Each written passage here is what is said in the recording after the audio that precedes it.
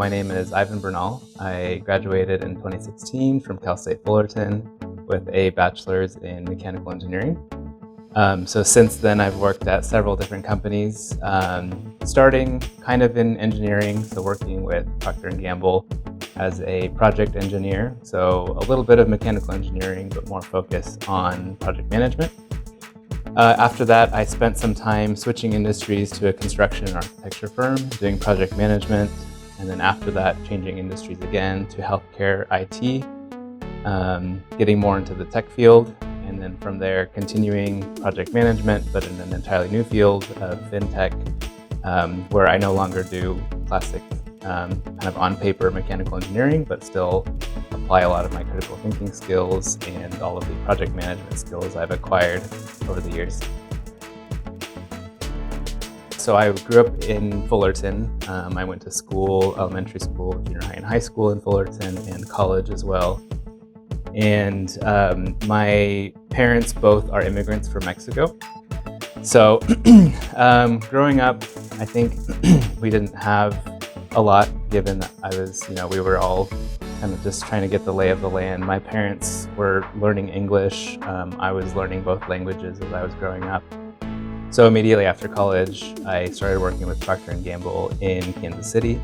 And it was my first time living outside of California, in Southern California. So my whole life and my family and everything I knew was Southern California. I moved out to Kansas City, which when I first heard about that opportunity with Procter & Gamble, it was really the company that took me out there. I didn't have any concept of what the city was going to be like, but I ended up loving it. There was one time when I was with Procter & Gamble, this was back when I was an intern with them. I was working on a project to minimize the changeover time for the chemicals that were being dispensed into the bottles. And there's a very interesting challenge, I think, as an intern, is you want to deliver right away, but there's also so much you need to learn about the organization. The technician recommended just going ahead and doing the test that same day and flushing the system and coming up with a new formula and pushing that out to the production line and seeing how long that actually took, doing a time study. And as an intern, this is great. I get to do this the same day that I asked to do it, and we can determine what results we get. And then, I'm halfway done with my project at that point. As it was happening, the quality lab was calling to making sure that the change was approved. The logistics team was checking why there was a formula change when there were different runs already planned. The machines themselves were able to execute the change and then revert back just fine, but there was so much layered on top of that impacted the business that I was not aware of at all. My manager was very upset with me. The line leader was upset with me as well. The operational department leader was upset with me. And I had to do a lot of damage control that day. And as an intern, I was terrified.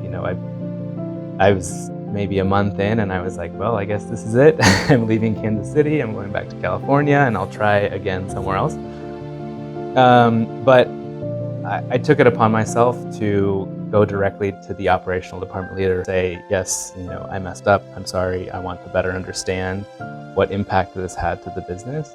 But also moving forward, I'd like to make sure I'm following a process and delivering in the most appropriate way, rather than just trying something and then messing things up. So I got some feedback from my manager and the department leader as well, saying, it was really good that I came forward and said, apologized and asked for some coaching, because at the end of the day, you don't know what you don't know.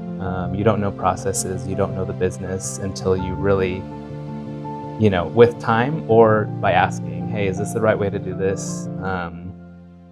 If not, who do I ask for help? Last year of college, Dr. O really stood out to me. He was a tough professor, but he set me up really well for preparing what the industry was going to throw at me. So I think he helped me build up confidence in myself and my skills, and made me realize that any challenge thrown at me is going to take more than just me to resolve.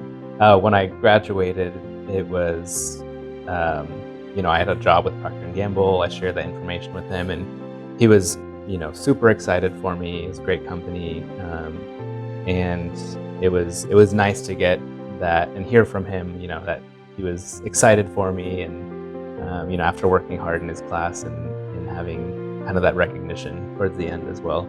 So, yeah. At this point, I own a home in Kansas City, something that I didn't think was achievable or attainable when I was going through college.